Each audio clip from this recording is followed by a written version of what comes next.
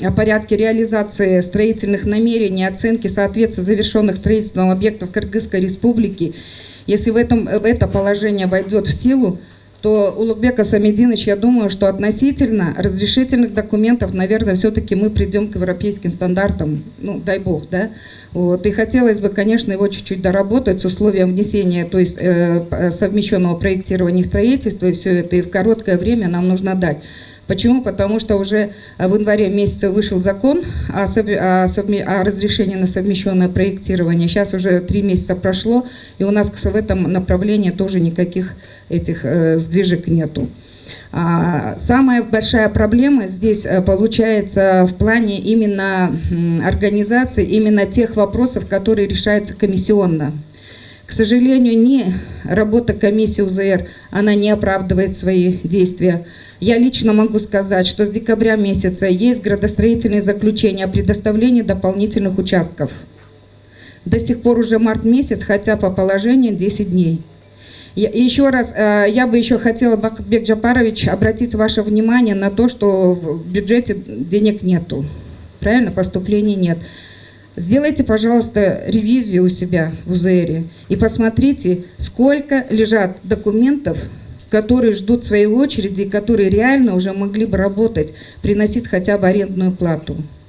В этом плане очень большая проблема. Я считаю, что нужно, наверное, на каком-то то ли на государственном уровне, то ли на уровне мэрии решить вопрос именно о комиссиях. О полномочиях комиссиях. Очень много полномочий у комиссии, очень много.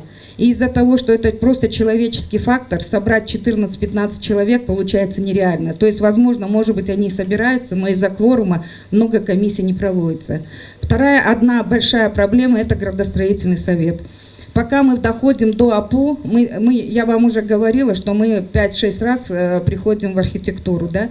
АПУга жеткенге чейин это получается, мы берем топосъемку, после топосъемки проблема получалась. Раньше было все прозрачно, все хорошо, это был эскиз застройки, было понятно, что мы приходим, мы получаем эскиз застройки, и согласно эскизу застройки мы начинаем делать АПУ.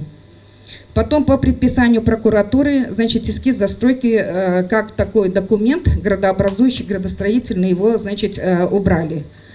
Получилась чехарда.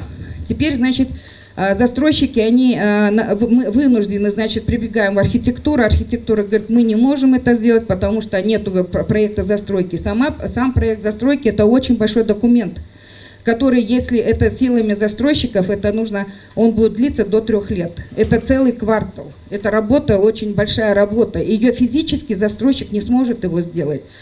Потом, значит, бежим в Институт градостроительства. Институт градостроительства, они выносят свой вердикт о том, что да, согласно генплана, там, допустим, жилая, допустим, застройка или общественная застройка. Приходим в архитектуру, и здесь тоже получается. Все вопросы выносятся на градостроительный совет. Для справки я хочу сказать, что градостроительный совет за 2 года, к сожалению, было 3, и 4 сорванный. За 2 года. Тогда как по положению градостроительный совет должен проводиться минимум 1 раз в месяц. То есть должно быть минимум 36 градостроительных советов, у нас фактически прошло 3. Поэтому и все вопросы касательно выносят. Второй. 8 лет разрабатывали проект детальной планировки города. Было потрачено 24 миллиона сомов. 24 миллиона сомов – это денег налогоплательщиков. И почему-то допустили, чтобы НПО, это вот общественные объединения, инициировали иски против мэрии, против этого ПДП.